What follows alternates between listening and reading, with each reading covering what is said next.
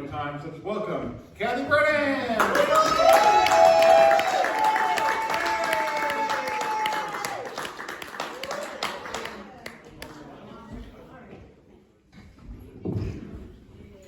All right, well, let's vote. Who wants it clean? Who wants it dirty? Oh, okay. What does this microphone remind you of? Various things, especially millennials, I think. Makes me think of something that you grew up doing.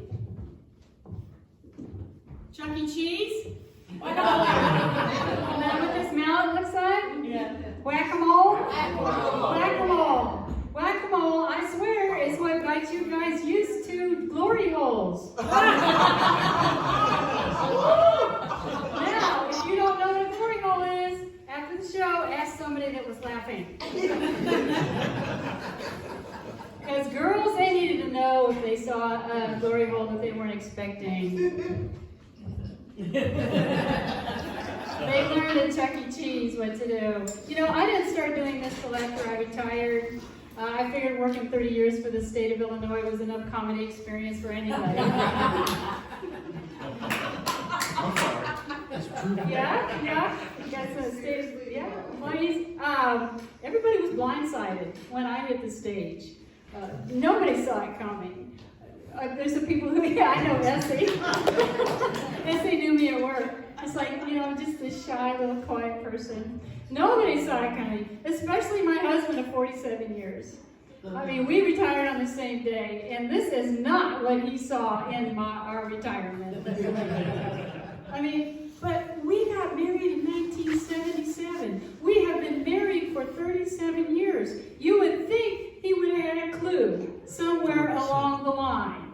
I mean, we got married in 1977. That was when they still hired kids to stamp the purple price on cans of beans. 75 cents.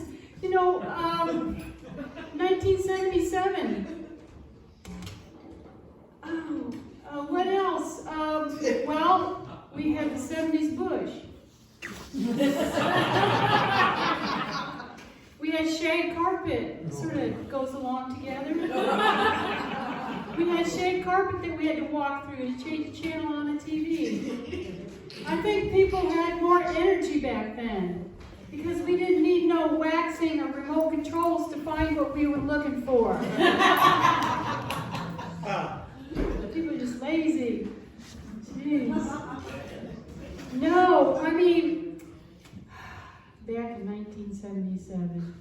What else? People ask me, how did my marriage last so long? You know, what's the secret to our marriage being so long? And I go, well, common values. My husband and I both like cats and Dairy Queen. That's enough to hold a marriage together, I think. And he's here tonight. He is older than I am. And let me tell you, he still knows how to get a girl in the mood. You want to know? He unloads the dishwasher without being asked.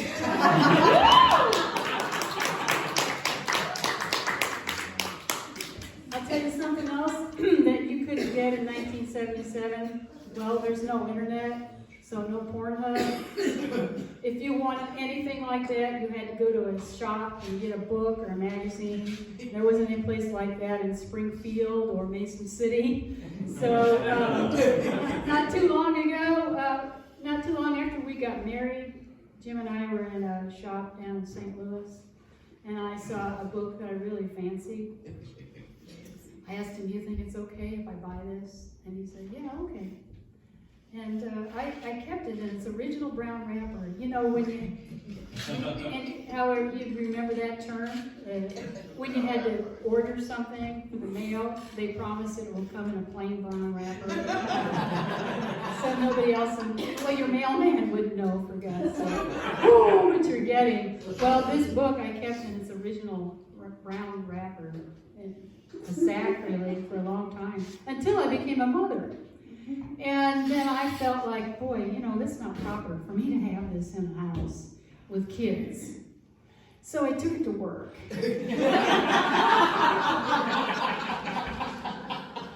And I gave it to a guy I worked with. So John, what was the name of that book? The fart book. Yes.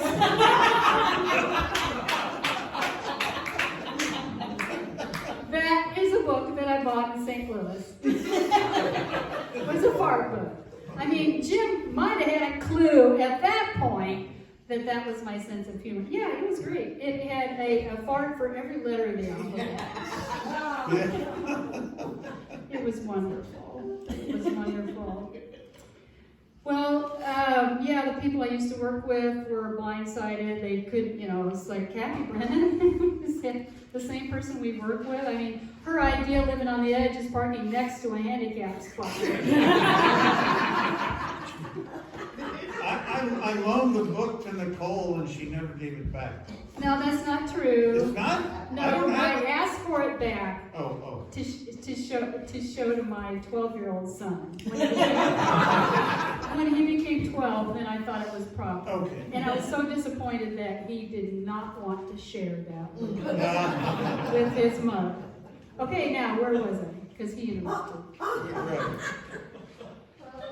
Oh no. Oh fuck. I don't remember. Let's see. All right. You weren't listening. Plain brown wrapper. Plain brown wrapper. Oh yeah, plain brown wrapper. And I was done with that. Plain brown wrapper. Oh, okay. Running through the spiel of why you all were surprised when I started doing comedy. Yeah. Yeah, you know what? Reeling off those three things now, I just sort of lost its momentum. No, and everybody thought I was nice too, just by looking at me. I don't know. Strangers would smile at me, I wouldn't even want them to. Like, leave me alone. And everybody would assume I was either a teacher or a librarian, you know, just by the way this conservative older white lady look I've got going on, pretty much since I was 5 years old. I mean, I look like a lady who feels like she's cheated on her husband if she's a Cracker Barrel without him. True story. Here, honey, I brought you some biscuits. I'm sorry. Won't happen again. No, I mean, my idea of risky behavior was sticking a Q-tip in my ear. Still is. Well, why does it even mention it on the package, not to do it? So it's like, yeah, that's a good idea. It's like Benadryl, those little pink tablets that said don't give it to your children to help them sleep. It's like, why are they pink? Otherwise? No, nobody, I mean, everybody thought I was a teacher or librarian just by this look I've got going on, and, which is okay, but, you know, I get kind of tired of it once in a while, because I'm really wild inside. I mean, I like fart books, y'all. Would a librarian like fart books? Not that you would know. Not that you would know. I went to get my nails done, and the guy that's doing my nails, he's giving me a pedicure. He sees a lot of people. He thinks he knows people, you know. And he looks up at me and he goes, "You a teacher?"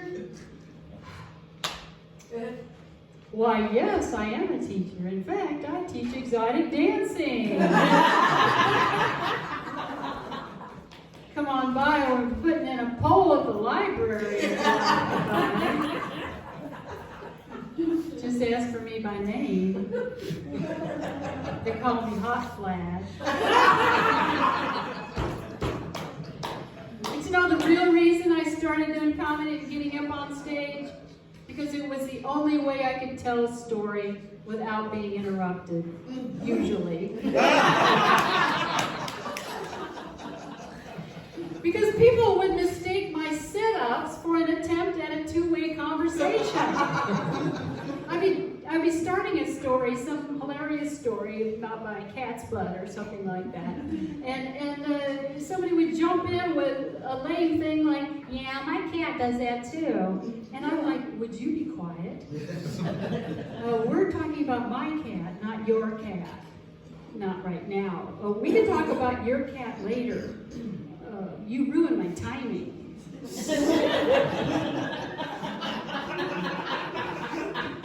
So as maybe you can tell, my social skills weren't the best. And it's still not so, and I'm working on it, trying to not make things all about myself, trying to listen to others, trying to understand how other people are feeling, and not just draw something immediately to myself. And I have to prepare myself.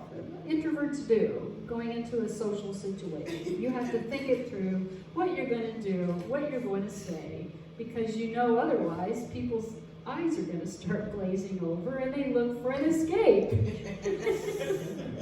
which I've seen plenty of times. So I planned. So my friend's mother passed away, and I had to make a plan because I wanted to go to the funeral visitation. So here's a social situation. So I make a plan because I have gotten in trouble before by just talking about myself too much.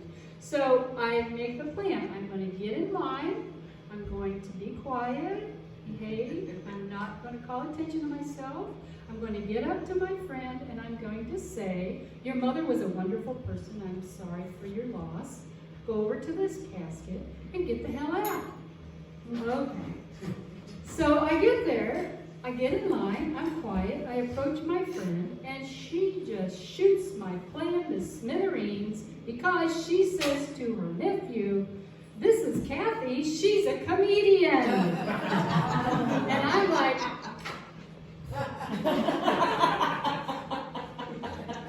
that sounded like a introduction. So I get a few laughs from them until their eyes glaze over. Then I move over to mother. Her mother's eyes are very glazed over. But I just couldn't resist. And I just leaned over and I go, so I have a funny story about my cat.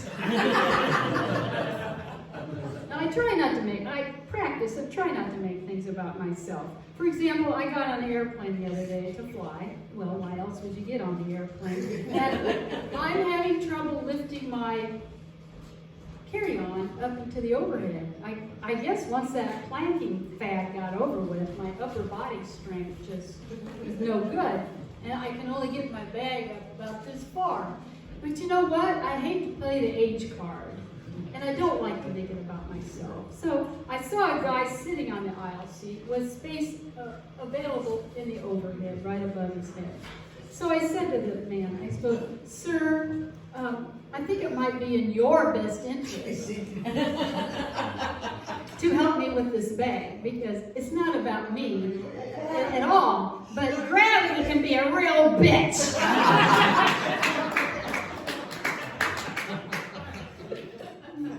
I don't like to make things about me. No. Don't like to be a victim. I was bullied growing up, believe it or not, by my family for having a weird body shape. By my family. Because they're the ones who put me together. That wasn't fair. I had the little narrow torso, flat chested torso of one grandmother, just plopped right on top of the big old baby producing hips of another grandmother. I wasn't a Barbie, I was more like a Russian stacking dog.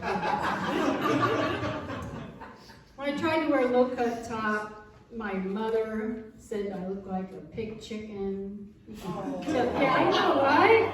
You're a country folk. And it was like my grandmother. She lived to be 104, but her little titties never did sag, because gravity couldn't do anything. It was something I couldn't get a hold of.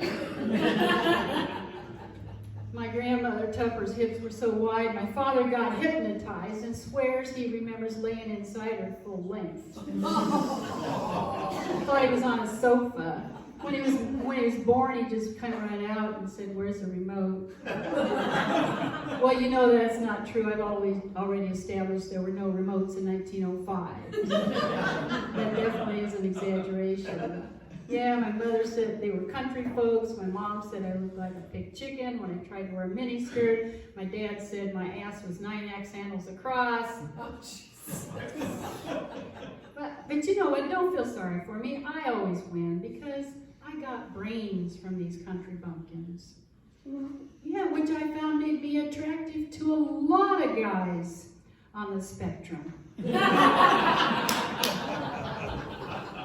Which we have already established are my people. Yes, it worked well. Yeah, 47 years of marriage. Kind of proves it. I am retired, which means I spend my days driving around, avoiding eye contact with panhandlers on the intersections, looking for speed bumps because they feel pretty good if you get them just right. We got people from Springfield here, so you drive through Leland Grove. Yeah, and Jerome now. Yeah, they got so many speed bumps. It's like speed dating without having to talk to anybody.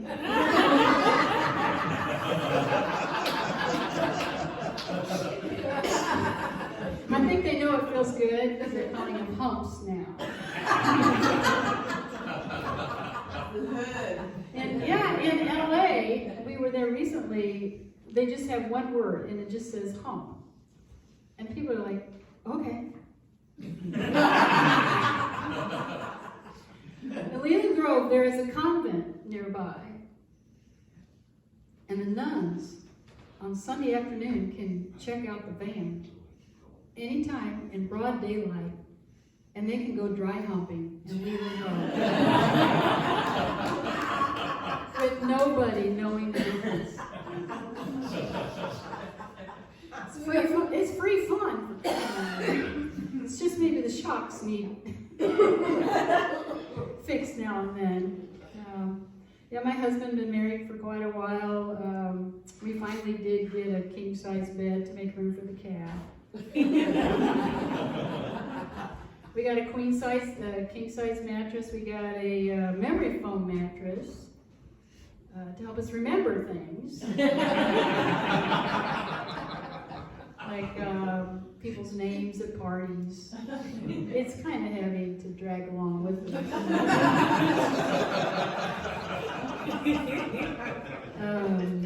What we need at the store, you know.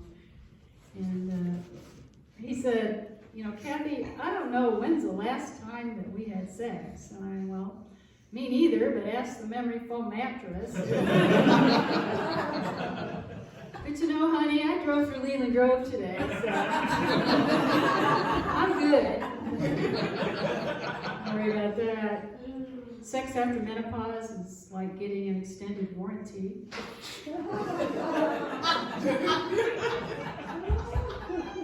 Because you can stay on the road without ever having to pay for baby wipes or birth control.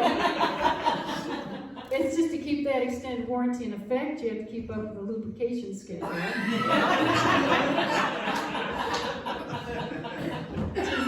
Which is either 5 seconds or 5,000 miles. 5 minutes. Or like 5 seconds. You know, you would think that when you get to the age where you can't pop a baby out anymore, that it would just get cut off. You know, it doesn't need to feel good anymore, because that's honestly the reason why it feels good, is to remind us to keep the human race going. Back before 1977, before there was birth control, people realized that sex produced babies a lot. But no, that's really why it feels good. And once you can't pop out a baby, you'd think it would just expire, and that's why I said it's kind of an extended warranty. We're like that toaster, you know? We're like toasters that sometimes you get an old toaster and the little mechanism that pops the Pop-Tart out.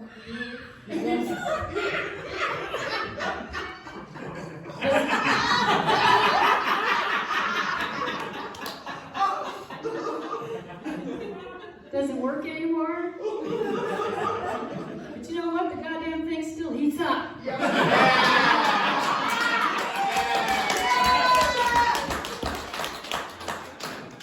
There's still electricity in the house, y'all.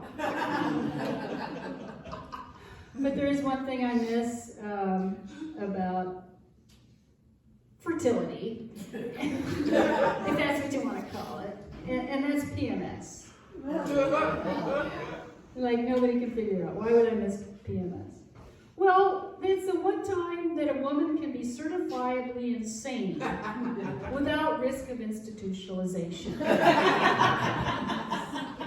Because by the time they get the paperwork done to get you committed, you're over it. And they just got to start all over the next month. And you hear them on the phone talking to the priest saying, "Well, Father, I guess we're not going to need the full exorcism this time. You might come by and cast out a few demons anyway." When I had PMS, I was sharp. It made me sharp. Some women get a little foggy in the mind, but not me. It made me sharp. I had a very sharp, witty sense of humor. And I would say mean things. Things that I wouldn't normally say. For instance, I used to work at a school for handicapped kids, and the cook there was mean to me. She was a bully. See, I was the sweet little well-dressed teacher, and I got weekends and holidays off, and she was a cook, and she resented me because it was a residential school, and she didn't get those days off. In fact, Tish, she and I were kind of different, social strata. Tish, well, I was able to go to college. She was not. She had a baby and didn't know she was pregnant. She had stomach pains and went to the hospital to have this child. And she named the child Charmin, which I thought was ironic to name something that comes out of you as a result of cramping after a toilet paper. But anyway, back to Tish. She bullied me, and she was mean, and I was naive, and I thought if I would just be nicer to her, she would be nicer to me. And I didn't know any better. That's not how you handle bullies. Finally, one day I asked her to make a cake for one of my students, and she was giving me the usual shit. But I had PMS that day. And PS made me say, "Well, just forget the whole fucking thing." And I went, and she went, and we both went, Yeah! And we became the best friends ever after that. Thanks to PMS. Well, another time I was dating a guy, and we were just getting to know each other. And he said, "Well, sometimes I'm like this, and sometimes I'm like that." He goes, "I must have a split personality." I had PMS. PMS made me say, "You don't have enough personality to split."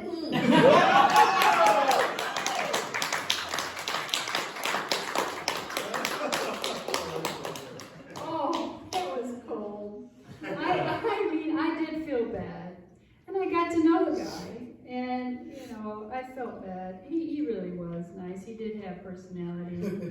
And I felt sorry that I did that, so I slept with him for 47 years now.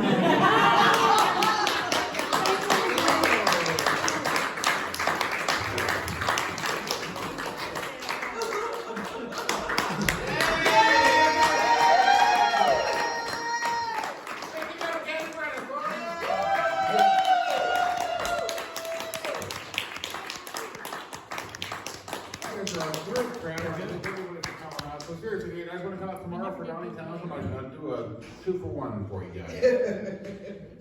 You look thrilled. Right. Yeah.